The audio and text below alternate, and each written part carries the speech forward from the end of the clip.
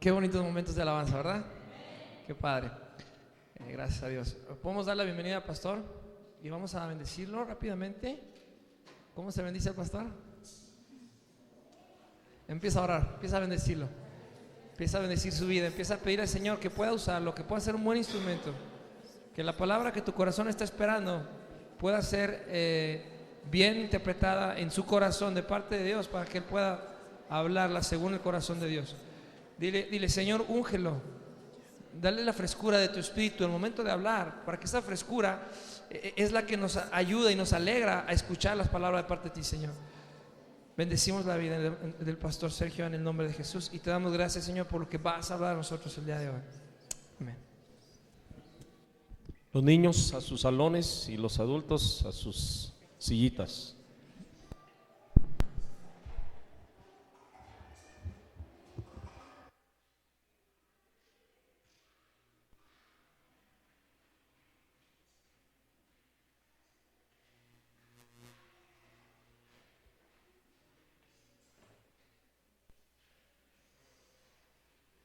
Los que andan de pie, tomen un asiento, porque hasta que se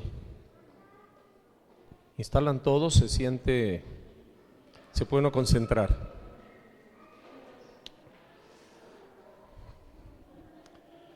Bueno, ¿quién sabe que Jesús es el mismo ayer, hoy y siempre? Todos, ¿verdad?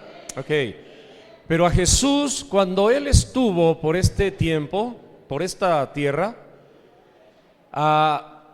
mucha gente le pidió muchas cosas, y todos los que le pidieron algo a Jesús, escuchen, todos fueron atendidos.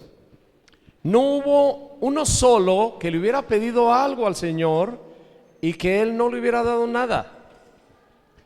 Y lo que yo lamento es que muchos no le hayan pedido nada, porque dice que había multitudes como de 5,000 hombres, sin contar mujeres y niños, y de repente se adelantaba uno y le decía algo, le pedía algo a Jesús y le era concedido. Y los otros 4,000 y pico, muy cortos, muy sin confianza, como para pedirle algo que hubiera cambiado sus vidas. Pónganse vivos, porque así como eran las cosas en Galilea son ahora. Jesús está igual para escucharte y para concederte bendiciones, pero a lo mejor en toda la iglesia 1 o 2 son los que piden lo que conviene, porque muchos piden para sus loqueras. Esas oraciones Dios no las responde. Igual dice David que cuando algún área de nuestra vida permanece en rebelión contra Dios, tampoco Dios responde las oraciones. David dijo: si yo hubiera estado en iniquidad, tú no habrías escuchado mi oración. O sea, dice que el corazón del ser humano tiene que estar en arrepentimiento, en sinceridad, en la presencia de Dios. Para eso tenemos tiempo, porque el Espíritu Santo nos redarguye, nos aclara las áreas de nuestra vida que no están siendo correctas delante de Dios, y entonces debemos de tomar una determinación, pedir ayuda para que esas áreas se corrijan, tener toda la confianza y de veras todo el arrepentimiento para que Dios tome control de esas áreas de nuestra vida, las acomode y luego escuche nuestra oración. Esa es la dinámica y tienen que entenderlo. Muchos no reciben porque están en rebelión. El Señor dice algo en su palabra y ellos no quieren obedecer, y entonces se les van años y dicen: pues es que yo no creo en Dios, porque pues yo también le pido pero no me da. Por eso, pero entiende cuáles son las condiciones para que Dios te conteste. Si tú con tus hijos las aplicas y las entiendes perfectamente, ¿por qué no vas a tener una idea de cómo son las relaciones de Dios contigo? Si tu hijo rebelde, que no te obedece, luego te pide algo, tú no tienes voluntad de darle nada a un rebelde. Hasta te molestas porque él se te para ahí y te pide algo. Pero es muy diferente cuando ese hijo es obediente y entonces te pide algo y tiene gracia delante de ti, y hasta tú buscas la manera de darle algo aún si no te lo pidiera. Cuando hay un hijo obediente, tú dices: Señor, dime cómo le bendigo, dime cómo le ayudo, porque no me pide nada, porque es muy corto, ¿sí? Y el Señor dice: abre tu boca y yo te saciaré. En lo primero que te exhorto y te animo es: pon tu vida delante de Dios. La verdad, si no, la iglesia no avanza, tu vida no avanza, tu familia no avanza, no conoces al Señor, te pierdes de lo mejor de Dios. No seas de la multitud que no pidió, sé de los pocos que pidieron. ¿Qué es lo que pides aparte, además de todo esto? Si estás en amistad con Dios, ¿qué es lo que pides? El tema es: ¿qué es lo que pides? ¿Y tú qué pides? ¿Sí? Porque a través de esas narraciones del Evangelio vemos lo que la gente pedía. Yo les invito a que escuchen lo que la gente pedía y distingan cuál fue la petición más sabia. Unos pedían una cosa, otros pedían otra cosa, igual en las iglesias. Unos piden una cosa y otros piden otra cosa. Unos piden baratijas, otros piden verdaderos tesoros, ¿sí? Pero hay que distinguir cuál es lo que más nos conviene. ¿Qué son las dádivas de Dios que más nos convienen? El leproso, ¿qué pidió? Purificación. Toda su prioridad es no tener lepra. Cuando estamos metidos en un problema, se hace nuestra urgencia más grande. Y le decimos al Señor: Señor, sácame de esto. Échame la mano, Señor. No puedo vivir normalmente si tú no me quitas esta eventualidad que estoy pasando. En ese caso era lepra. El enfermo estaba segregado de la comunidad y tenía que ir anunciándose como inmundo, como impuro, y eso le pesaba. Eso ponía sobre él una tremenda depresión, una tristeza, una angustia. ¿Cómo sería su estado emocional de día o de noche, sabiendo que no podía convivir con toda la comunidad porque era alguien inmundo, impuro, enfermo, leproso? Entonces él llevó con toda la angustia de su corazón su petición a Jesús y le dice que lo purifique, le pide que lo purifique. ¿Lo purifica el Señor? Sí. Purifica a 10 leprosos, ¿sí? Y solo 2 fueron agradecidos. Un hombre que tenía la piel enferma se acercó a Jesús, se arrodilló ante él y le dijo: Señor, yo sé que tú puedes sanarme, ¿quieres hacerlo? ¡Wow! Expresión de fe. Cuando pidas, por favor asegúrate de que crees al menos que Dios puede darte, ¿sí? Porque si pides sin creer que Dios puede darte, pues estás deshonrando el poder de Dios. Ten fe. La palabra clave es fe en toda tu vida, en toda la Biblia. Porque por gracia ustedes han sido salvados por la fe. Y les recuerdo, todo el mérito es de Dios hasta la fe. Cuando Él llama a la gente, los llama sin nada. Leprosos, desnudos, llenos de pecado, contaminados, inmundos, pero no los destruye. Los salva cuando más pecadores somos. Y nosotros no nos cae el 20 hasta muchos años después. Y no tenemos fe como Abraham. No tenía fe. Les repito, era un pagano idólatra con su familia en Harán. Hasta que Dios le llama y él decide obedecer y creer. Ahí empieza a caminar. Y es un gran hombre de Dios y el padre de la fe. Pero de la fe después de que Dios se la da. Estamos iguales todos. Porque si hubiera alguien excepcional, competiría con Jesucristo. Y Abraham no compite con Jesucristo. Moisés no compite con Jesucristo. David no compite con Jesucristo. En un punto determinado de nuestra vida, nos alineamos a su llamado, respondemos a su invitación, y entonces somos uno más de los salvados por creerle a Dios. Entonces había muchas peticiones. ¿Qué pidió David? David pidió perdón. Cuando cometió adulterio con Betsabé, esa fue su prioridad. Se derrumbó su espiritualidad, perdió el gozo de su salvación. Él decía: devuélveme, Señor, el gozo de mi salvación. ¿Cuál? El que tenía antes de pecar.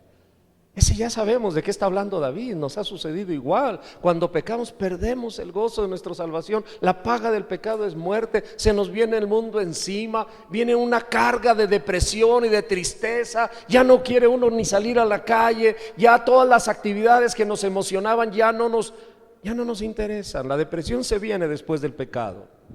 La paga del pecado es derrumbamiento, es desolación, es muerte. Pero si buscas la vida en la fe de Jesucristo, es gozo, es vida, es alegría, es paz. Por eso dice que Él vino a darnos vida en abundancia. Y la vida en abundancia está en la obediencia a Dios. Pareciera que es gravoso, imposible. No es cierto. Su yugo es suave, su carga es ligera. La gente que no entiende piensa que convertirse es algo desagradable, que va a ir arrastrando el resto de su vida cosas que le imponen y que no puede. Te voy a decir que otra vez, una vez más, todo el mérito es de Dios. ¿Te va a gustar que el Señor te seduzca? ¿Te va a gustar que aumente tu fe? ¿Te va a gustar que ponga sus cargas suaves y ligeras? Porque la vas a disfrutar y vas a decir: qué bueno es servirte, Señor. Ahora tengo la vida en abundancia. Los cristianos, los creyentes se caracterizan por algo que los demás no pueden experimentar: el gozo de la salvación, la paz por la presencia del Espíritu Santo que sobrepasa todo entendimiento. La gente dice: es que estos tienen algo, no sé qué, pero estos tienen algo que yo no tengo. Y algunos dicen: oh, yo quiero de lo que tú tienes. Pues es el Señor. Y aquí está en la Biblia, búscalo y lo vas a encontrar. ¿Sí? Pedro pidió salvación cuando estaba caminando sobre las aguas. Su prioridad fue salvar el pellejo. No estaba pensando en el mañana, estaba pensando, probablemente no sabía nadar. Además la tempestad estaba desatada y se aventó, porque Pedro, como tú y yo, a veces somos muy arriesgados, muy arrojados, muy aventados, y no la queremos rifar con el Señor, pero no medimos imprudentemente nuestras fuerzas y damos el paso y ahí vamos. Yo he visto mucha gente así que la admiro, pero que de repente cejan, desertan y se derrumban. Así fue Pedro, bien aventado. Cuando sacó la espada y le cortó la oreja al criado del sumo sacerdote, a Malco, también no, yo ahorita, y una vez que suene, como dicen los chavos, ¿verdad? Lo que ha de pasar, que pase. Guarda tu espada. Al que espada mata, espada muere, ¿verdad? Pero ahí en ese momento, y visualicen, yo les pido que visualicen porque aprenden mejor. Está una barca moviéndose, agitada, la mar, unas olas inmensas. Figúrensela, un viento que sopla sobre las olas y levanta muchas chispas por todos lados, ¿verdad? Y ahí el Señor caminando. Y ahí Pedro: si eres tú, manda que vaya a ti. Ven. El Señor tenía que aguantar las ocurrencias de los novatos, como aguanta las tuyas y las mías. Ese Pedro. Ven, Pedro. Y ahí va Pedro, se va. Ay, las olotas. Me hundo. Señor, sálvame. Pídele otra cosa, hombre. Pídele riquezas, Pedro. No, qué riqueza, sálvame, Señor. Ahorita lo que urge es que no me ahogue, ¿verdad? Su prioridad es esa. Ubíquense, ¿eh? El Señor le da la mano. ¿Creen que haya batallado el Señor para sacarlo? Yo no sé cuánto pesaría, pero cuando uno saca una persona del agua se complica todo. ¿Creen que el Señor el peso de Pedro lo haya tenido que hundir tantito a Jesús? Sería lo lógico. Las leyes físicas dirían que, oye, pues si te le cuelgas a alguien que va precariamente caminando sobre la superficie del agua, pues vas a hundirlo de perdido hasta las rodillas o a la cintura o todo. Yo no pienso que el Señor haya perdido firmeza al levantar a Pedro. ¿Sí? Cada quien pide según sus prioridades. Y pedimos muchas cosas, ¿sí? A veces pedimos cosas que incluso ni son la voluntad de Dios dárnosla, porque no pedimos conforme al Espíritu de Dios, conforme a la voluntad de Dios. El ladrón en la cruz ya no tenía prioridades, estaba al borde de la muerte y la única prioridad fue decirle a Jesús: Señora, ahora que estés en tu reino, acuérdate de mí. Y ese ladrón tiene un algo. Ese ladrón en medio de toda la Biblia tiene un algo que superó a los hombres de Dios. Y este no era un hombre de Dios. Este era uno de esos colados que se le pegan al dueño de una fiesta o algo así. Se le pegan y se le pegan y se le pegan y no se le sueltan. Yo no sé por qué, pero tengo la impresión de que ahorita en el cielo no se lo puede quitar de lado el Señor Jesús. Yo creo que el Señor, el Padre de nuestro Señor Jesucristo, le dice: bueno, ¿y ese que anda contigo a todas horas, quién es? ¿Dónde te lo hallaste? ¿De dónde lo sacas? Padre, no sé, se me coló de último momento. Lo estaban crucificando por ladrón ahí junto conmigo y desde ese momento se me pegó. Ah, mi hijo, pues en 13. ¿Y la Magdalena? ¿No te los quitas de encima los dos? ¿Cuál mérito tenía el buen ladrón? Ninguno. Así debiéramos ser. Nosotros andamos buscando méritos, ¿verdad? Nos queremos cubrir con méritos propios porque sentimos la desnudez de nuestro pecado, de nuestra rebelión. Y quiero decirte, no tienes ni un mérito, no busques méritos. Los méritos los tiene Jesús. Cuando no creías, el Señor te salvó. Igual no creías y eras digno de recibir condenación por tus pecados, por mis pecados. ¿Quién va a negar que somos pecadores? Y fuimos más. Y lo que nos dio fue salvación. No hay mérito. La fe. Mira, si el Señor no hubiera ablandado tu corazón, ni siquiera habrías querido en Jesús. Muchos están tan endurecidos que les rebota la palabra. Vidal me contaba en la mañana, dice: hemos ido a evangelizar a las colonias. No, hombre, nos encontramos uno que cómo averigua y cómo argumenta, y todos los que estaban a su alrededor casi le aplauden. Le gusta el ego, el protagonismo. No, es que la Biblia, no, es que las cosas son así como yo digo y bla, bla, bla. Le dice: no, Vidal le dijo: ¿sabes qué? Ni siquiera lo dejaba hablar. Tan lleno de sí mismo, ¿dónde cabe el Espíritu de Dios en su corazón? Está lleno de golatría, de arrogancia. Hay muchas gentes así. Son las que más necesitan la misericordia de Dios. Si Dios no cambia, si Dios no ablanda esos corazones, el Evangelio nunca va a entrar. Tienen argumento para todo. Se defienden hasta de la gracia de Dios, se defienden de la salvación que Dios les quiere dar y tienen argumentos de sabiduría humana que para nada sirven. ¿Dónde están los sabios de este mundo? Dice la palabra de Dios. Las debilidades de Dios son más fuertes que las fortalezas de los hombres, ¿sí? Y la sabiduría de los hombres son más necia que las debilidades de Dios. Entonces, el buen ladrón, pues yo no sé si haya buenos o malos, ¿verdad? Pero el ladrón que estaba ahí le pidió algo al Señor. Él ya no le pidió por las dolencias que tenía, ni siquiera le pidió porque le salvara la vida. El otro necio se lo pidió, le dijo: si eres hijo de Dios, sálvate y sálvanos. Pero se lo pidió sin creer en él. Dijo: si eres. Muy diferente a lo que le dijo el ladrón. Él le dijo: ahora que estés en tu reino, acuérdate de mí. O sea, él reconoció que era rey y que tenía un reino y que iba a estar allí después de morir. O sea, él creyó que después de morir Jesús tenía un reino, ¿sí? Y se lo dijo no con la amargura que le estaba diciendo el otro. Se lo dijo con un corazón que esperaba y recibió. El publicano en el templo le pidió al Señor misericordia, mientras que el fariseo tenía una posición arrogante. Te doy gracias, Señor, porque yo no soy como ese pecador que está allá adelante. Con razón chilla, pues cómo no habría de chillar si es un pecadorzote. Yo en cambio, Señor, doy los diezmos de la menta, del anís y del comino, ayuno 2 veces por semana, ¿sí? Voy al templo. Si fuera católico diría: hago mi peregrinación anual, traigo mi escapulario y mi estampita, rezo los novenarios y demás, y los viacrucis en Cuaresma. Y el otro tenía un nivel de conciencia quebrantada. Tenía más sabiduría de Dios el otro que el fariseo.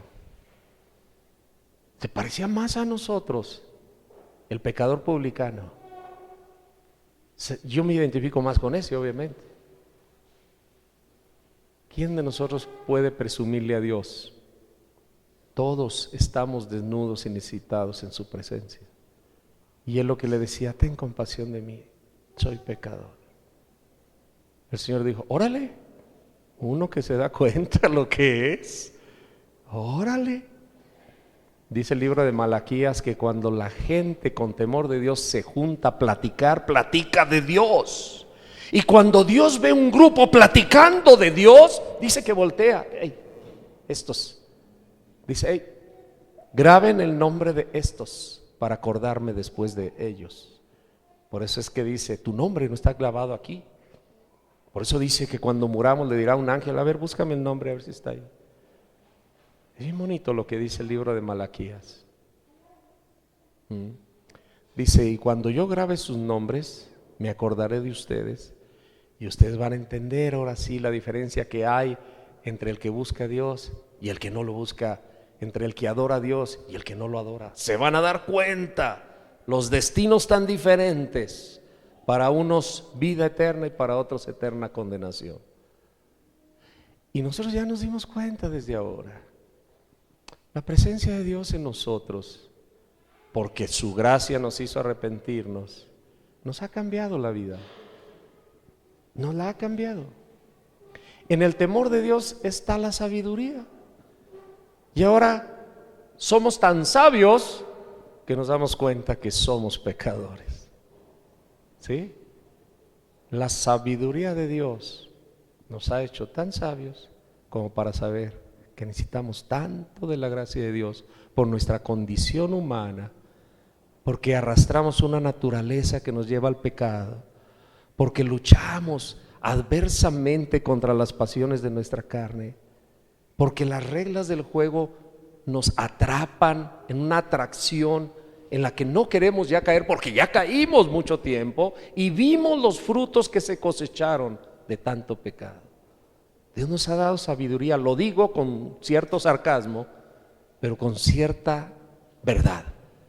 El que ve sus pecados es porque Dios le dio colirio espiritual para entender quién es, cómo es y aspirar a ser lo que Dios quiere que sea. Y en eso hay sabiduría, que no es mérito del que la tiene, sino del que la da. Dice San Pablo: si a alguno de ustedes les falta sabiduría, pídasela a Dios. Toda la Biblia, la suma de la Biblia es palabra de Dios y todo es verdad. Es la suma de toda verdad, es el compendio de toda verdad. Un solo pasaje es verdadero, 10 pasajes son verdaderos, 1,000,000 de pasajes son verdaderos. La Biblia entera de tapa a tapa es la suma de la verdad revelada por Dios a la humanidad. ¿Sí? ¿Te tomas de un versículo? Con ese lo haces. ¿Te tomas de toda la Biblia? Con más razón, ¿verdad? Esa es la verdad. La mujer cananea, ¿qué le pidió a Jesús? Señor, hijo de David, ten compasión de mí, mi hija está poseída por un demonio que la atormenta terriblemente.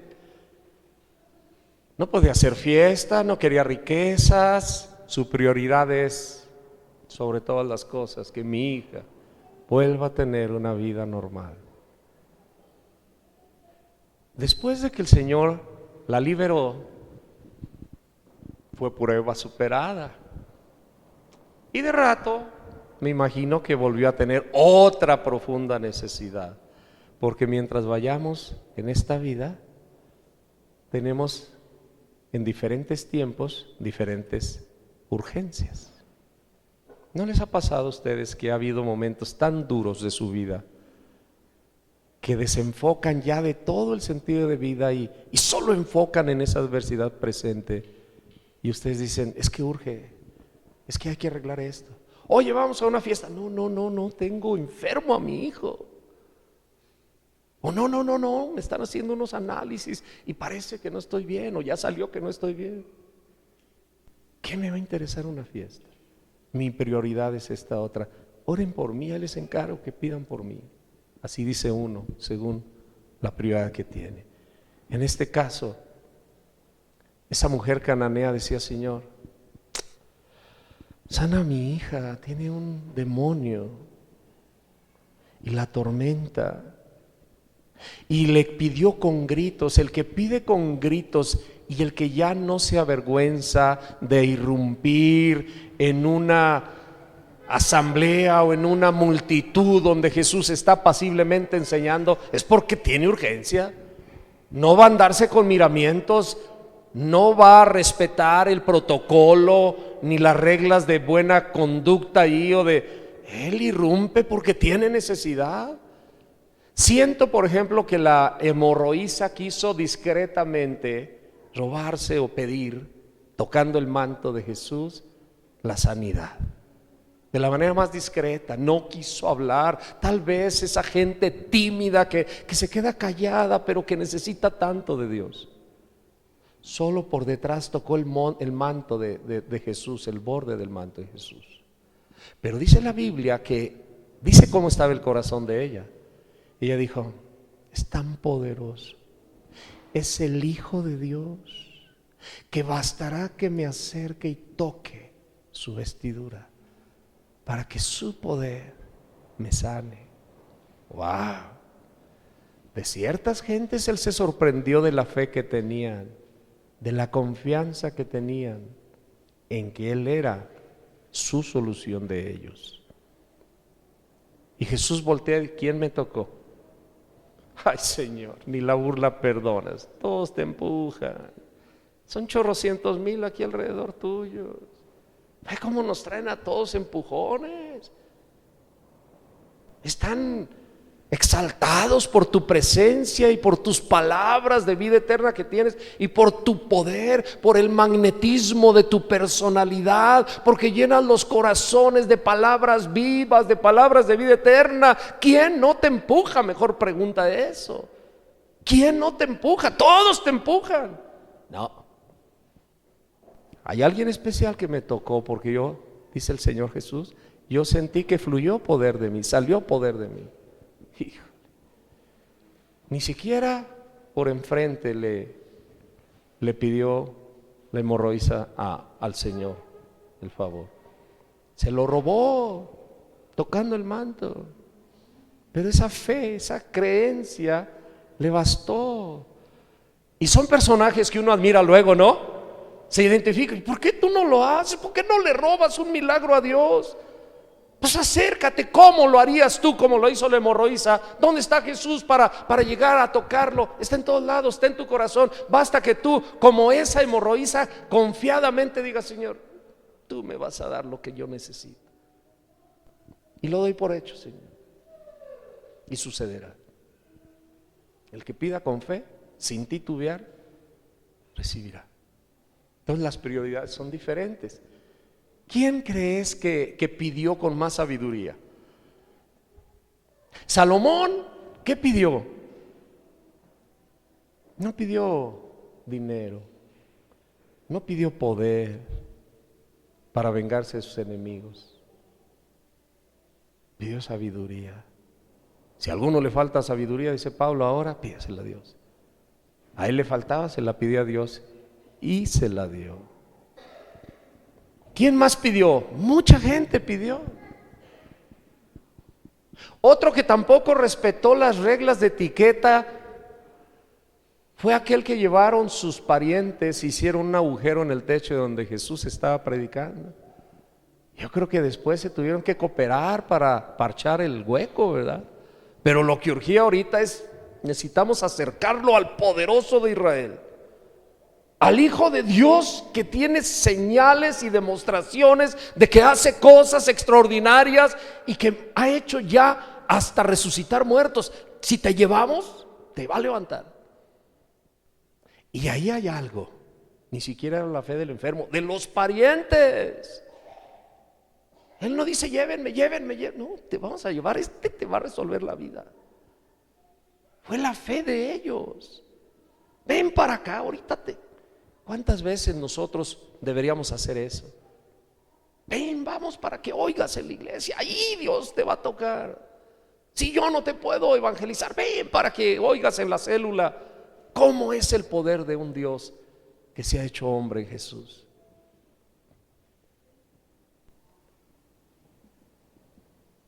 Un ciego llegó delante de Jesús y le dice: Cristo está despachando milagros, así que le pregunta: ¿y tú?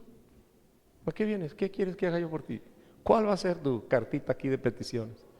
Señor, que vea. Quiero volver a ver, Señor. Pues vio.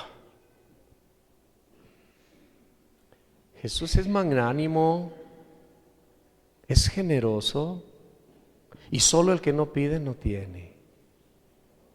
Pero hay reglas para obtener lo que se pide. En primer lugar, que se pida conforme a la voluntad de Dios. Yo le recomendaría que estructuraran sus prioridades. En primer lugar, y antes que enfermedades, que sanidad de enfermedades, creo que les recomendaría: pidan sabiduría. Pidan sabiduría para entender la palabra de Dios y para entender el llamamiento que tienen y la riqueza de su salvación en Cristo. Miren, mis hermanos, cuando Dios da sabiduría, un pasaje se vuelve un faro de luz. Un pasaje. Y tu corazón, wow, se ensancha. Y hay revelación, hay conocimiento. Y cuando hay revelación y conocimiento de un versículo de la palabra de Dios, tus pies están firmes en los caminos del Señor. Y te gozas, todo eso se convierte en una aventura que estás disfrutando minuto a minuto, porque el Espíritu te revela que estás en camino de verdad, confiable al 100, confiable al 100. Hoy las cosas de tu alrededor te distraen un poco, pero van a pasar. Y de hecho, antes de que mueras van a pasar, porque van a perder su colorido, van a quedar, y ya están quedando como fotografías en blanco y negro. Y las cosas del reino de los cielos se están haciendo en color y en tercera dimensión, como las películas, a las que te dan lentes para que veas el realismo de esas cosas. Son tan reales las cosas de Dios. Son de vida eterna que empieza desde ahora. El que crea en mí ya ha pasado de la muerte a la vida, ya ha pasado. No necesita esperar a morir para que experimente una vida nueva. Ya la tiene. El que está en Cristo es una nueva criatura, ya es. Y están los indicios que descubren que ya eres. La pasión ya no te manipula, la pasión ya no te lleva al garete como antes, que no podías dejar de hacer lo que tu cuerpo te exigía y te abandonabas como un esclavo a ejecutar todas esas acciones de pecado. Ya perdió el pecado, la ley del pecado ya perdió su poder sobre tu vida. Ya pasaste de la muerte en la que estabas a una vida nueva en Cristo Jesús. Porque hemos muerto con Él, hemos muerto al pecado, hemos muerto a la antigua naturaleza y hemos resucitado con Él. Cuando Él murió, esa muerte se nos aplica a nosotros, se nos confiere a nosotros. Para que tú y yo no muriéramos, murió Él, pero morimos con Cristo. Cuando Él murió, morimos nosotros, representativa, pero realmente morimos nosotros a nuestros pecados. Y así como Él resucitó, y así como el Espíritu de Dios resucitó a Jesucristo entre los muertos, igual se va a repetir en tu persona cuando mueras. Esto es un hecho, no va a haber falla, puedes confiar, así es. Y Dios ya te ha dado primicias y demostraciones de que su palabra es viva y es eficaz por las cosas que ha producido en ti mismo. Ya no necesitas que escuchar el testimonio de terceras personas, tú ya tienes un testimonio propio. Tu esposa ya tiene de ti un testimonio propio. Tu esposa, cuando ora, agradece a Dios porque te cambió Dios. Y si tú trataras de fingir un cambio delante de tu esposa, un cambio mentiroso, un cambio incierto, tu esposa te diría: no seas hipócrita, eres el mismo, no has cambiado.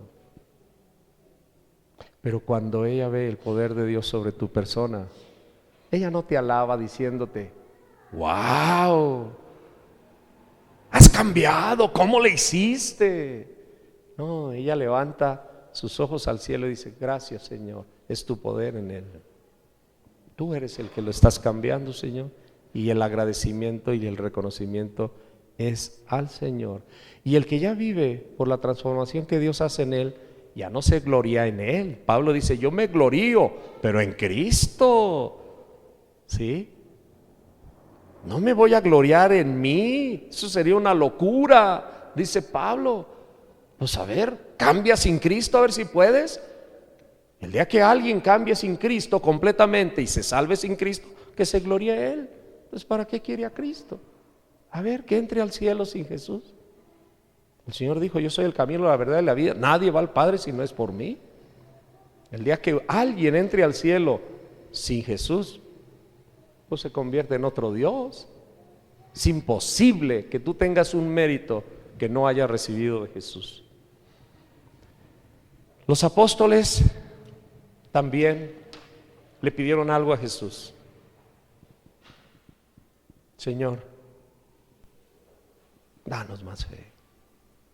Señor, creemos, pero aumenta nuestra fe. ¿Por qué era la prioridad en los apóstoles tener más fe? ¿Sí entiendes por qué? Estaban llamados a algo especial, que sin fe no se podía ejecutar. De hecho, ya habían pasado una reprobada. El Señor llevó a un hijo que estaba endemoniado y le dice, Señor, ¿tú lo puedes curar? ¿Qué es eso de si puedes? Le dijo el Señor. Hasta la pregunta ofende. Traigan acá el muchacho. Y lo expulsó el demonio y quedó sanado. Pues es que se lo habíamos traído a tus discípulos, pero ellos no pudieron. Nomás bajaron la cabeza y ya cuando se fueron. Oye, Señor, ¿por qué nosotros no pudimos? Dijimos lo mismo, pero no se fue. ¿Qué dijo el Señor? Este tipo de demonios solo salen con oración y ayuno y con fe. Entonces, ellos sabían a lo que estaban llamados y le dijeron al Señor, aumenta nuestra fe. Todos los acontecimientos que describen la Biblia son maravillosos, ¿verdad? Que cayó las murallas de Jericó por la fe, que ganaba el ejército con pocos a los muchos por la fe, que se recibían las bendiciones prometidas en la Biblia por la fe. El justo por la fe vivirá. Entonces, muchas veces cuando empezamos a ver todas las maravillas que Dios hacía por la fe, dice uno, chiva, y yo tan atrasado que estoy, y a mí tanta que me falta la fe. Pues pídesela a Dios, pero escucha la Biblia, porque la fe viene del oír también. Les llegó a los apóstoles por oír. Estaban oyendo directamente al autor de la palabra, a la palabra hecha carne. El verbo hecho carne era Jesucristo, lo tenían entre ellos. Lo único que podían leer los apóstoles eran el Tanakh, que eran los profetas y los salmos, y el Pentateuco, que eran los 5 primeros libros de la ley. Era todo lo que podían leer, pero tenían a la Biblia parada delante de ellos en Jesús. La palabra de Dios era Jesús el que estaba ahí, y al oírlo se levantó su fe, porque la fe viene del oír, ¿verdad? Y créanme que no se tardaron mucho en tener fe. De hecho, ¿qué? 1 año y medio que anduvo el Señor con ellos, y otro año y medio que los mandó a ir solitos, y regresaron ya con victorias. Hasta los demonios se nos sujetan en tu nombre. ¿Y qué les dice el Señor? Ahora sí se van. Ahora sí salen. Porque la otra vez el Señor trajo a su hijo y no salieron, ¿verdad? Ahora sí salen, Señor. Bueno, sí es cierto, yo lo vi caer como un rayo mientras ustedes estaban allá en el ministerio. Llegaron con otra mentalidad muy diferente. La primera es, Señor, ¿qué pasó? ¿Por qué no pudimos? Y la otra, Señor, hasta los demonios se someten en tu nombre. Muy diferente, ¿verdad? Diametralmente. La cara contraria. El por qué no pudimos y el Señor sí se van. Y eso cuando todavía Jesús estaba con ellos. Después que el Señor ya los había capacitado, los dejó solos. Y fue una cosecha de éxito. No se sabe ya de ningún fracaso de los apóstoles. ¿Por qué les dijo espérense?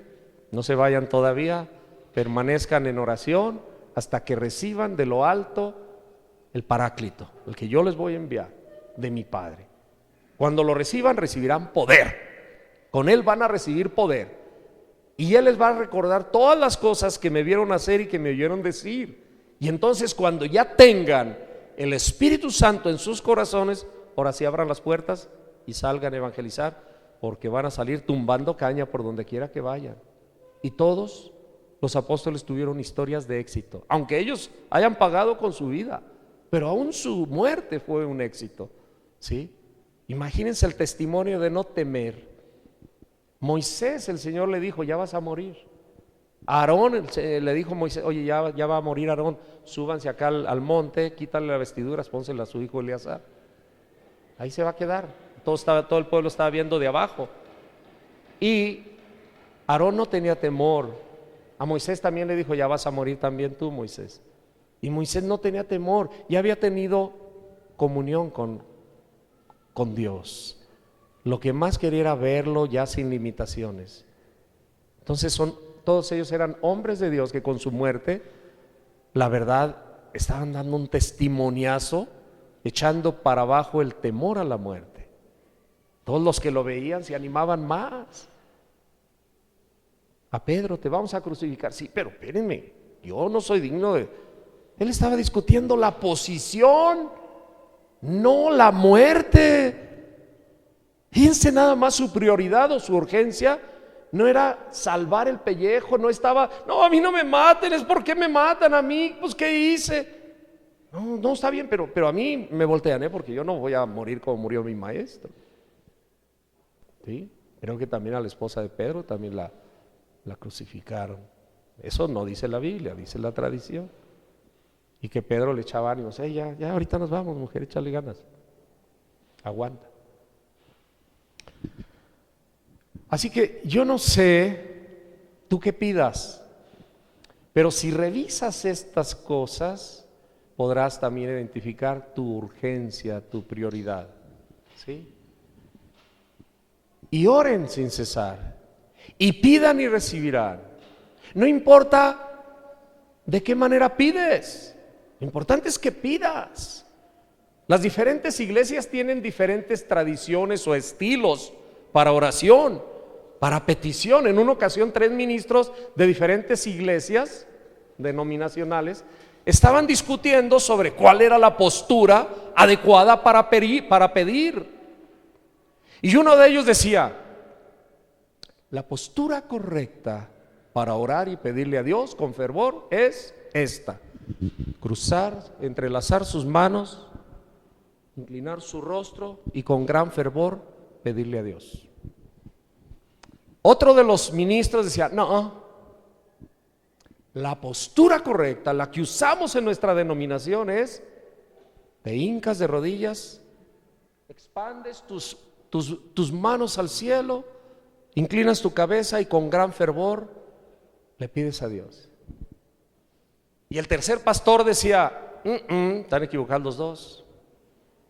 La posición correcta para estar en la presencia de Dios y obtener lo que necesitamos y pedirle con todo fervor es derramar su espíritu en el suelo, boca abajo, con las manos extendidas y con gran fervor pedirle a Dios.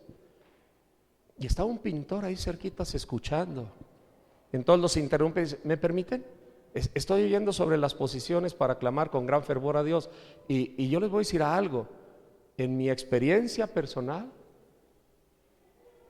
la mejor posición con la que yo he orado con gran fervor a Dios fue cuando estaba cabeza abajo, a 20 metros de altura, cuando se quebró el andamio. Yo soy albañil y nunca había orado con más fervor como esa vez. Cálenle y verán. Así que no importa la posición. Lo que importa es que clames confiadamente a Dios. Ahora, ¿cómo vas a clamar confiadamente si dejas que tu mediocridad, que tus pecados te inhiban? que todo el conocimiento de tu pequeñez te ponga nervioso y te haga sentirte indigno de estar delante de Dios en cualquiera de esas posiciones y pedirle cosas. Dios no rechaza a nadie. Si viene un secuestrador que ya ha matado a 200, pero le pide con corazón arrepentido a Dios, ese cuate se va a salvar igual que el buen ladrón que está pegado todavía allá a la derecha de Jesús. Yo creo que lo ve David y Moisés. ¿Y quién es este? ¿Pero quién es este? Yo no hallo referencias de él en la Biblia. Este es el que se coló de último momento con él. De esos cuates que se le pegan y se le pegan, que son bien pegajosos, ¿verdad? Que se meten con los políticos ahí, se le cuadran en las fotografías y en todo momento ahí se les pegan. Así ha de estar todavía hasta hoy el buen ladrón, bien pegado, y ni modo que el Señor lo rechace. Así como Juan, que se reclinó en el hombro de Jesús, así hazlo tú, pégatele como cualquiera de esos dos. Ahora, la diferencia en nosotros es lamentable, que a veces nosotros pedimos por placer.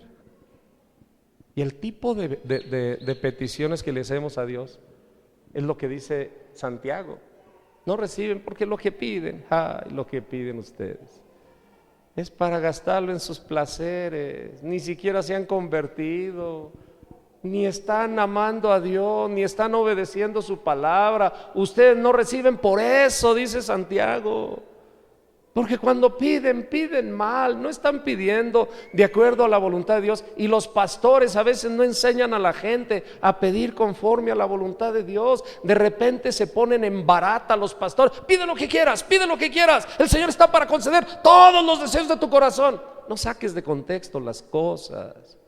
En primer lugar, obedezcamos a Dios, y después pidamos conforme a su corazón, y pidamos las cosas que verdaderamente son trascendentes y eternas.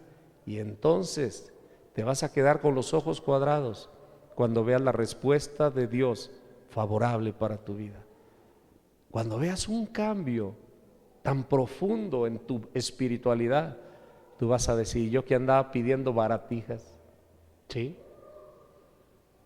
Pidamos lo más importante, ¿verdad? Pidamos sabiduría. Ahora, como hay cierto magnetismo del mundo sobre nosotros, y el hombre viejo se resiste a morir. De hecho, el hombre viejo es el que nos tenía antes controlado. Nuestra naturaleza de pecado es el hombre viejo del que dice San Pablo. Y la nueva criatura que ha renacido en nosotros es el hombre nuevo, que es que se está empezando a configurar a imagen y semejanza de Jesucristo, que es el varón perfecto. Entonces tú luchas entre dos naturalezas, y Pablo dice: en mí está desear el bien, pero en mi cuerpo no está la posibilidad de que yo lo haga. ¿Sí? Mi cuerpo es parte de la naturaleza del hombre viejo. Mi alma, que ha recibido el mensaje del Evangelio, es parte de la naturaleza del hombre nuevo. Tu alma, tu entendimiento acatan perfectamente a anhelar el reino de los cielos, pero tu carne te lleva otra vez a criticar, a murmurar, a molestarte, a ponerte otra vez lleno de ira, a deprimirte, ¿sí? Y a caer en las reglas de antes, en las condiciones de antes. ¿Y sabes cuándo se va a acabar eso? Nunca. Hasta que te mueras, y entonces sí, el cuerpo se haga polvo. Ese ya no te va a volver a dar guerra con ese tipo de impulsos. Por eso el Señor decidió en su sabiduría que tu cuerpo, que te da tanta guerra, termine en una tumba, apestoso, deshecho, entre gusanos y terminando en polvo. Esa es una victoria. Y a cambio dice el Señor que te va a dar un cuerpo nuevo, glorificado, que ya no va a ser obstáculo para que vivas eternamente en santidad, en la presencia de Dios. Esas son las enseñanzas de la Biblia, y tenemos que entenderlas, porque si no te vas a deprimir cuando ves que tu cuerpo sigue estando presente con sus invitaciones, con sus inclinaciones, con sus tendencias. Pero si tu espíritu se fortalece y lo alimentas, bien puedes gobernar esas tendencias. De hecho, ya puedes. Ya no eres el de antes. Y tú estás comprobando entonces que la palabra de Dios es viva y es eficaz y es verdadero alimento y verdaderamente te transforma, te da libertad y te hace nueva criatura. ¿Sí? Ahora, al creer en Jesús, te voy a decir algo, ya recibiste algo nuevo. Dice la Biblia en Efesios 4:7, cada uno de nosotros ha recibido los dones que Cristo le ha querido dar. Por eso la Escritura dice, subió al cielo llevando consigo a los cautivos y dio dones a los hombres. Él ya subió. Este es un episodio del Nuevo Testamento, concretamente de la muerte y resurrección y ascensión a los cielos del Señor Jesucristo, que tiene todo que ver contigo y conmigo. La muerte de Cristo es tu muerte, es mi muerte. La resurrección de Cristo es tu resurrección, es mi resurrección, ¿sí? El subir al cielo de Cristo va a ser tu subida al cielo también. Pero no se queda ahí, porque Él consumó una obra que no le beneficia a Él, te beneficia a ti y a mí. No lo hizo por algo, por algún interés o objetivo personal que tuviera Jesús. Jesús no tenía ninguna necesidad de incomodarse y de venir a hacerse hombre y pasar por las que pasó. Era por amor a nosotros. Nosotros éramos los que nos surgía que Jesús hiciera eso. Si no, estaríamos muertos en nuestros delitos y pecados. Sería una misión imposible querer dejar el pecado. Pablo dice que los que están hundidos en el pecado sin Cristo ni pueden, ni quieren, ni pueden. Los que están sin Cristo, aunque quisieran, no podrán, hasta que el Espíritu Santo los haga poder. El poder es de Dios. El poder se recibe al creer en Jesús. El que cree en Jesús quiere y puede, porque del Señor viene tanto el querer como el hacer. Solo lo recibe el corazón, que se aquieta y voltea a Jesús. Él recibe libertad, ese corazón recibe sabiduría, ese corazón recibe orden en su vida, plenitud de vida, vida en abundancia. ¿Sí? A veces nosotros juzgamos a la gente por sus actitudes externas, sin entender que adentro hay una obra de salvación en él. Y nadie te va a dar gusto a ti. Por eso el Señor dice, no. Saca la viga que tienes en tu ojo para que puedas ver la paja que tiene tus semejantes. ¿Tú qué sabes? Ni te corresponde a ti juzgar. Oye, pero es que fulano se dice cristiano o va a la iglesia, pero hace esto y esto. No es tu problema. Solo Dios sabe lo que está luchando y cuándo lo va a liberar de eso. Está esperando que el otro coopere a la gracia. Porque Dios es tan hermoso, es tan caballero, que no llega irrumpiendo a ti para salvarte a fuerzas y perfeccionarte a fuerzas. Si creíste en Él y lo aceptaste como tu único y suficiente Salvador, eres salvo. Pero el perfeccionamiento de tu vida, de la cual todos pueden ver, depende de tu cooperación a la gracia de Dios. O sea, si tú eres un salvado de esos que pues ya al cabo ya creo en Dios, al cabo sí creo, y tu corazón te convence de que crees y eres salvo, ¿y te vas a conformar con lo que eres? La verdad, no debemos conformarnos a ser salvos y quedarnos con actitudes mediocres delante de las personas. Los salvos anhelamos ser perfectos, porque el Señor dice, sean perfectos como mi Padre Celestial es perfecto. Y lo que el Espíritu hace en los que tenemos el Espíritu Santo es confrontarnos ante cada una de nuestras actitudes que no están honrando a Dios. Y uno se siente pero tan mal que uno clama, Señor, mira todavía lo que trae. Mira todavía lo que traigo, mira todavía cómo reacciono. Señor, termina tu obra en mí. Pero es preciosa esa obra. Es verdadera. Tampoco no te desesperes, ¿verdad? Pero estamos entre el no te desesperes y el no te arrumbes ni te abandones. El no te conformes en tu mediocridad es un extremo. No te desesperes tampoco, pero anhela lo que Dios anhela para ti. Quiere lo que Dios quiere para ti. Créeme, el corazón de Dios desea con anhelo que tú seas perfecto. Anhela ser perfecto.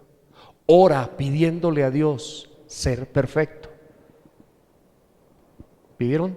Por sanidad de una hija endemoniada, pidió por ceguera, Salomón por sabiduría, David por perdón de pecado. Tú pide ser perfecto. Yo creo que otra vez el que se lleva la mención de honor es el buen ladrón. Acuérdate de mí. Ya, ¿para qué quieres sabiduría? Le quedan 10 minutos. Ya, ¿qué más le pide a Dios? Que le quite la lepra. A lo mejor tenía alguna enfermedad física que le había estado dando lata. Ya, ¿para qué pide sanidad física? Si ya está muriendo. Luego de repente Dios usa a los débiles para darnos lecciones tremendas. A veces buscamos los personajes sobresalientes en virtudes porque tenemos la mentalidad del mérito material y lo estamos viendo con los ojos de la mente, de la carne. No, es que este ayunaba, este debe estar en un lugar prominente en el cielo. No, este oraba, se tendía ahí 3 veces al día, debe de estar por esos méritos en lugar prominente en el cielo. Y lo ves el ladrón. Oye, ¿dónde está el ladrón para ti? Ah, pues el ladrón, pues era un ladrón. Pues ¿dónde? Pues sí ha de estar en el cielo, por ahí en un rincón. Los últimos serán los primeros serán los últimos. Claro, Dios conoce las intenciones del corazón y si Daniel el profeta oraba 3 veces al día, era una persona que le había creído a Dios y en el cual la obra de Dios pues estaba bien patente, ni qué decir, ¿verdad? No podemos demeritar, no el mérito de Daniel, sino la obra de Dios en él, ¿verdad? Pero esos pequeños personajes nos dan grandes lecciones. La mujer adúltera que iba a ser apedreada es una lección que se te clava de por vida en tu entendimiento y te enseña. La mujer adúltera te enseña mucho. Ella ya no estaba ni siquiera diciendo que no era cierto, ya estaba descubierta, ya estaba llorando esperando las pedradas que le iban a quitar la vida. No tenía dignidad, estaba exhibida delante de la sociedad. Estaba una turba de varones ahí que estaban viendo quién era. No se les iba a olvidar el rostro de la adúltera. ¿Qué le quedaba a esa mujer? Hay momentos en los que ni siquiera se acata orar, porque ella no oró. Ella no fue una de las que le pidieran a Dios que lo salvara de todos los agresores. Fue Jesús. La iniciativa otra vez fue de Jesús. ¿Se fijan? ¿De quién fue la iniciativa para que tú estés aquí conociéndolo? ¿Tuya? Fue de Jesús. Cuando yo sea levantado, atraeré a todos hacia mí, dijo el Señor Jesucristo. Con cuerdas de amor te he atraído hacia mí. Tú vienes aquí o vas a buscar a Dios porque sientes un deleite en acercarte a Él. Tú sabes que con Él no hay fallas. Tú sabes que puedes llegar con la cola entre las patas y llorando por una regada que hiciste, pero vas a ser abrazado. Vas a ser perdonado, vas a ser recibido, ¿sí? Y solamente te va a decir el Señor, no peques más. ¿Dónde están, mujer, los que te acusaban? No hay nadie, maestra. Yo tampoco te acuso. Solo vete y ya no hagas eso. Qué magnanimidad de Jesús. Así de simple y así de en corto trata con el pecador. Solo vete, ya no hagas eso. Solo vete, ya no peques más. En ese no peques más ni siquiera está una imposición. Casi es sugerencia. Pero pobre de ella donde se hubiera levantado a seguirlo haciendo. ¿Sí? Amontonaría carbones sobre su cabeza de condenación. Pero con qué bondad perdona y plantea el futuro el Señor. Yo tampoco te condeno. Y la Biblia dice que Él es el único que puede condenar. No teman a los que pueden matar el cuerpo y después de eso no pueden hacer más nada. Teman más bien al que puede arrojar cuerpo y alma en el infierno. ¿Quién es? Él. El único que puede condenar es Jesús. ¿Y qué dice? Pero yo no he venido a eso. Ay, Dios mío, cuando entienden esas cosas se deleita. Señor, tú eres el que puedes y no viniste a eso. No, yo no vine a condenarte. Todo lo contrario, yo he venido a darte vida. Porque Dios no envió a su Hijo a condenar al mundo, lo envió a salvar al mundo. Esa canija formación tan errónea y tan antibíblica que nos metieron en la cabeza en la religión tradicional, Dios te va a castigar. Sí, sí, cómo no. Sí, cómo no. Qué poco sabes del amor de tu Salvador. Así te formaron, le tienes miedo, ¿verdad? ¿Y quieres que yo le tenga miedo? Canijo diablo lo consigue. Muy diferente es tenerle miedo a un Dios que anda buscando a quien condenar, que tener temor de ofender la santidad de Dios. Es muy diferente. Yo he sufrido tanto por esa formación tan equivocada, que por muchos años en la vida uno arrastra las consecuencias. Inseguridad, temor, dificultad para entender el amor de Dios. Si nos enseñan un Dios castigador, policía que anda casi buscando con lupa a ver a qué horas atrapan nuestras manos en el cajón ahí. Ándale, así te quería agarrar. Te caché, chiquito, con las manos en la mano. Ni modo, no lo puedes negar, al infierno. Híjole, qué tremendo es enseñar lo que Dios no enseña. Le robamos a la gente su amistad con Dios. Y lo que la Biblia quiere es que le enseñemos a la gente a experimentar y deleitarse en su comunión amorosa con su Creador. Eso es lo que Dios dice. Dice, consuelen a mi pueblo. ¿A quién le dice eso? A nosotros, a los que predicamos. Ey, ve con todos estos, andan con la cola entre las patas por lo que hicieron, pero diles que yo no tengo bronca contra ellos, ya pagué sus pecados, nomás que vengan y no lo hagan ya. Consuélenlos. Ya con el puro hecho de haberme desobedecido han arrastrado un infierno. Su vida se ha deteriorado en angustias, en amarguras. Han sufrido su lejanía de mí. Ya pagaron el doble. Así dice el Señor. Dígales que ya pagaron el doble de las consecuencias por su pecado. Ya que vengan a lo bueno. Que tengo preparado un banquete para ellos y es gratis. El que tenga hambre venga y coma gratuitamente. Está servido el banquete, es un deleite. El amor de Dios. Eso es lo que Dios nos manda a predicar. Hasta el más duro de corazón, cuando se le predica el verdadero mensaje de Dios, se conmueve. Y dice uno, ¿y por qué tengo que estar lejos de mi Padre si es un Padre de amor? El hijo pródigo es otra de las figuras que nos enseñan tantas cosas. ¿Y quién era el hijo pródigo? Pues no fue rey de Israel, no fue uno de los íntimos de Jesús, no fue un apóstol. Pero ¿cómo nos enseña? Acató. Ya estoy mal. Yo voy a regresar a la casa de mi padre y le voy a decir, Padre, pecado contra el cielo y contra ti, ya no merezco más llamarme hijo tuyo. Trátame como el último de tus obreros.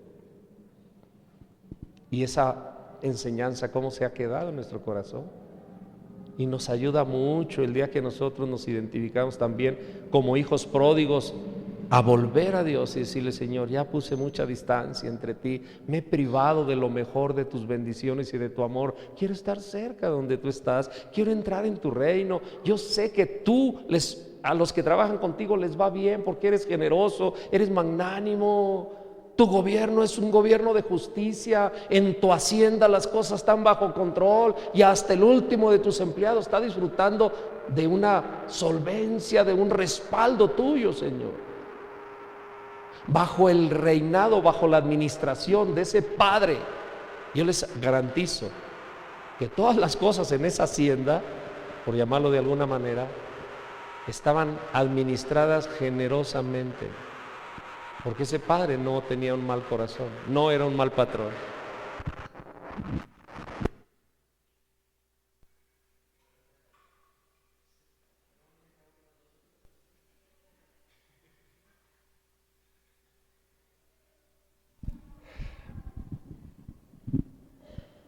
Entonces hay mucho que aprender siempre. Y tal como dice el Señor, el banquete está puesto. ¿Hoy comieron algo? ¿Están comiendo algo esta mañana? Porque el banquete ha estado aquí. La palabra de Dios está servida a la mesa.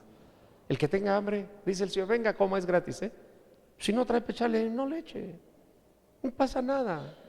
Cuando tengan, denlo con alegría, sabiendo que no es para nosotros, para que las gentes que no conocen a Dios tengan manera de conocerlo, ¿verdad? Gloria al Señor. Descubre que después lo que Dios ya te dio, porque Él subió al cielo y trajo dones a los hombres. ¿A quién? Pues a los que estamos esperando en Él, a los que no quieren saber de Él, ¿qué les da? Lo primero es lo primero. A los que no esperan en el Señor, lo primero que necesitan es que les dé conversión, que les dé confrontación y arrepentimiento, y después cuando se sienten en una silla a deleitarse con la palabra de Dios, les va a dar dones. Pero lo primero es lo primero.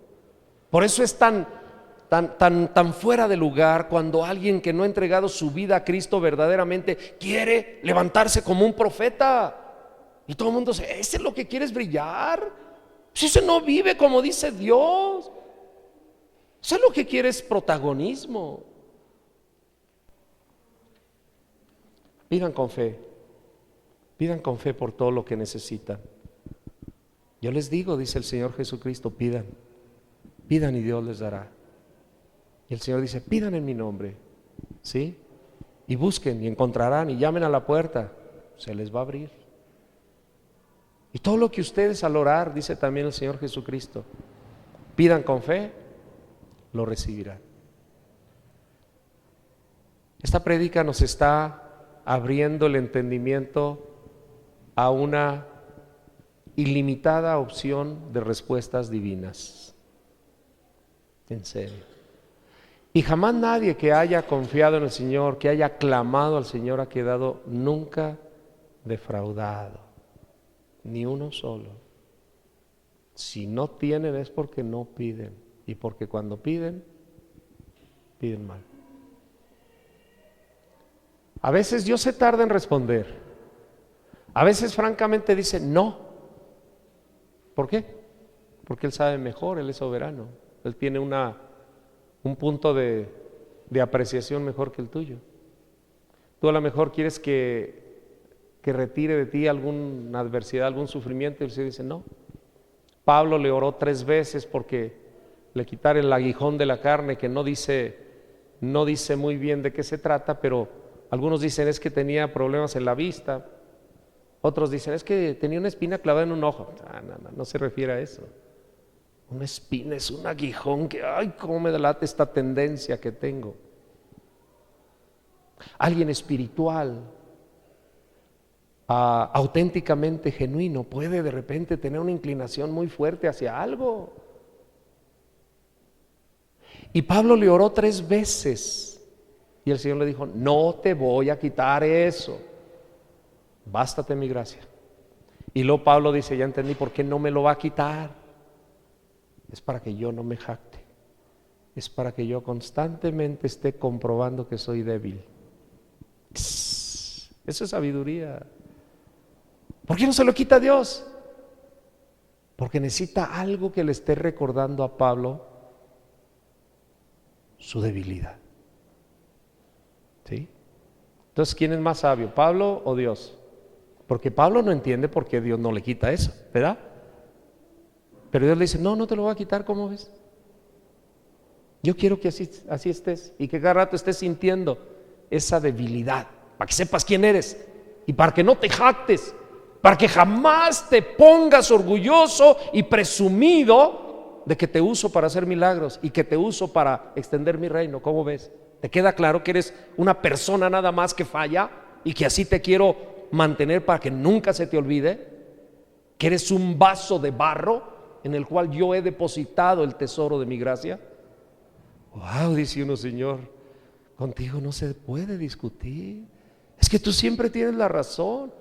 Va a decir el Señor, claro, si mis pensamientos aventajan a los vuestros como el cielo a la tierra. Ustedes están en una dimensión tan miope, tan corta, tan pobre, en una apreciación tan incorrecta. Pero yo soy Dios, ustedes son seres humanos. Aún las cosas que Dios no nos responde y que las deja permanecer en ti o en tus parientes, contribuyen para bien de quien ama verdaderamente a Dios. Si tú amas verdaderamente a Dios y le pides por un hijo que Dios no lo cambia, pues déjalo en las manos de Dios. No se está equivocando Dios, te lo aseguro. A lo mejor está capacitando a ese hijo para que un día sea luz de otros como él y les puede echar la mano a otros. Dios tiene propósito en todas las personas. Él es soberano y Él sabe lo que hace. A nosotros nos toca solamente con humildad obedecer. ¿Sí? ¿Qué tal si cierran sus ojos y oramos un ratito? En la posición es lo de menos. Si algunos se quieren colgar de cabeza aquí del barandal, está bien. Lo que les dé más fervor, úsenlo. Si otros se quieren hincar o como decía el chiste que les conté, pues hagan lo que quieran. Pueden estar sentados, pueden estar hincados, pueden estar parados, pueden estar lo que quieran. Lo importa es que su corazón busque a Dios. Bueno, ¿qué vas a pedir entonces en esta tarde?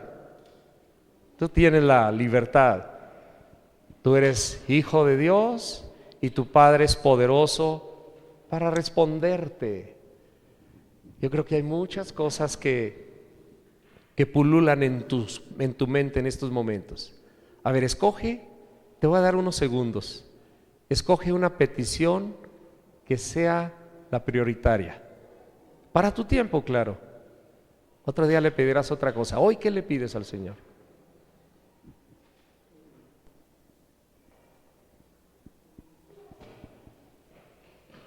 Asegúrate de pedir lo mejor.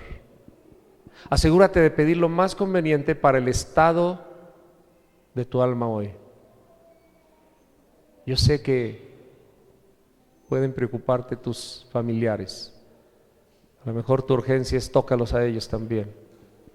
A lo mejor tu urgencia es levántame a mí, Señor, con firmeza y estabilidad espiritual. A lo mejor tu prioridad es dame la sabiduría, Señor, apártame de mi mediocridad que me hace a veces estar y a veces no estar. O quítame, Señor, la opresión que aunque quiero no puedo porque hay espíritus de temor sobre mi vida. O a lo mejor, Señor, quita esa dispersión de estar viendo a los demás para juzgarlos y no poderme concentrar en tu amor, Señor, ni verlos como tú los ves. Híjole, ¿qué le dirías al Señor?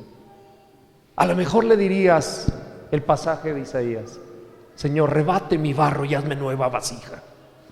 Eso sería muy sabio. Señor, rebate mi barro, amásalo de nuevo, Señor.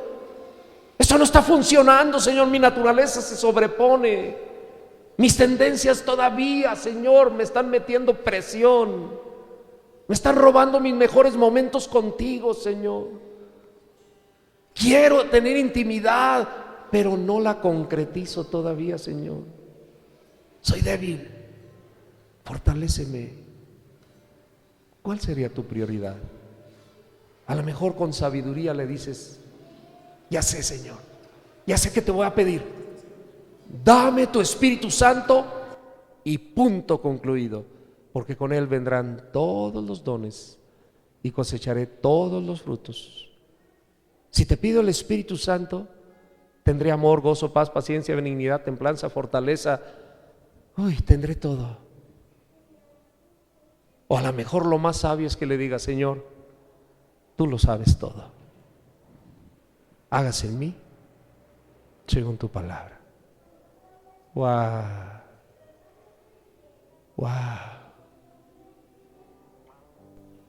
Mis hermanos, yo siento que en el ambiente está el Espíritu de Dios. Yo siento que Él ha tocado tu corazón esta tarde. Y yo siento que te está abrazando, que te está animando, que te está diciendo en lo íntimo de tu corazón: hija, no temas. Hijo, no temas. He estado contigo, entiéndelo. Tu vida está en mis manos, no temas. No pierdas tiempo preocupándote por las cosas que no entiendes tú. Consuélate con que yo las entiendo y las tengo yo bajo control. Descansa en mí. No te agites. Entrégame tus emociones, tus pensamientos frustrados. No temas. Hija mía, hijo mío, ¿recuerdas que te dije que hay un descanso para el pueblo de Dios? Este es mi descanso y tú eres mi pueblo. Descansa en mí. Confía en mí. Entrégame tu corazón, que tiene muchas heridas, que necesita curación, que necesita restauración, rehabilitación total. Lo voy a meter a terapia intensiva. Y espérate a que te lo entregue rehabilitado. Vas a ver la etapa que viene para tu vida, la paz que viene para tu vida, el nivel de sabiduría, de avance espiritual que viene para tu vida, porque habrás confiado y dependido de mí. Solo descansa en mí. Confía en que yo te amo y sé lo que más te conviene. Confía en que estás en mis manos y nadie te puede arrebatar de ahí. Y sobre todo alégrate sabiendo que el único que te podía condenar ha venido a amarte, ha venido a salvarte, ha venido a darte el cielo completo para ti. Cuenta conmigo, hija mía. Cuenta conmigo, hijo mío. Todo está bien, todo está bien, porque todo lo tengo bajo mi control.